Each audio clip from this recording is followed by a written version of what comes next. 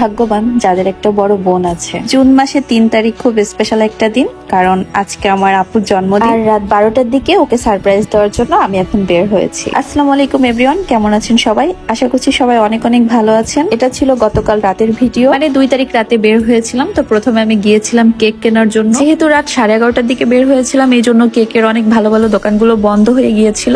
তো 2-1টা দোকান খোলা ছিল আর তো সেখান থেকে একটা 2 পাউন্ডের কেক পছন্দ করি। আর আপু হচ্ছে চকলেট ফ্লেভারটা পছন্দ করে না, ও হচ্ছে ভ্যানিলা ফ্লেভারের কেকটা খেতে বেশি পছন্দ করে। এই জন্য ওর পছন্দ মতো ভ্যানিলা ফ্লেভারের একটা কেক নিয়েছি।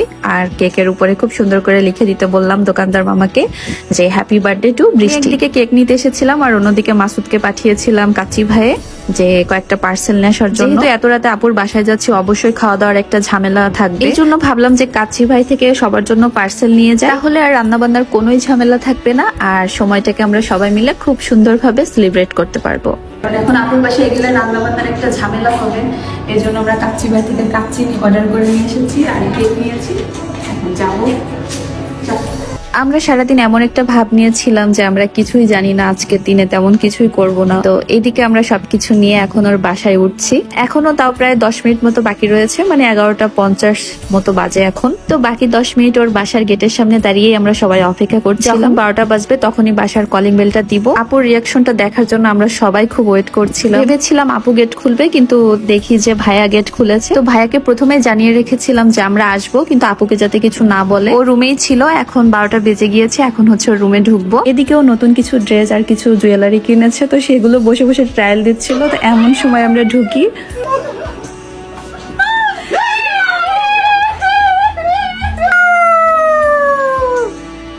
প্রথমে ভেবেছিলাম যে আগে কেকটা কাটবো, কিন্তু প্রচুর পরিমাণে ক্ষুধা লেগেছিল সবারই, কারণ রাত 12টার বেশি বাজে তখন। এই জন্য ভাবলাম যে সবাই আগে একটু পেট করে খেয়ে নি, তারপর নিরিবিলি হয়ে কেক কাটবো। আর কাচ্চি ভাইয়ের কাচ্চি তো আমার অলওয়েজ খুবই পছন্দের। আর এদিকে মাছুদ দেখেন কেকের ক্রিমটা কিভাবে, মানে সবসময় ওর শয়তানি করতেই হবে, শয়তানি না করলে মনে হয় ওর পেটের ভাত একদমই হজমই হয় না। তো সবাই মিলে আমরা খুব মজাদার একটা ডিনার করলাম। তো এখন হচ্ছে কেক কাটবো।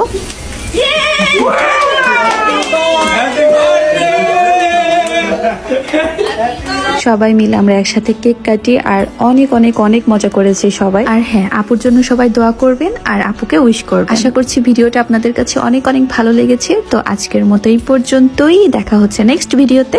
আল্লাহ হাফেজ।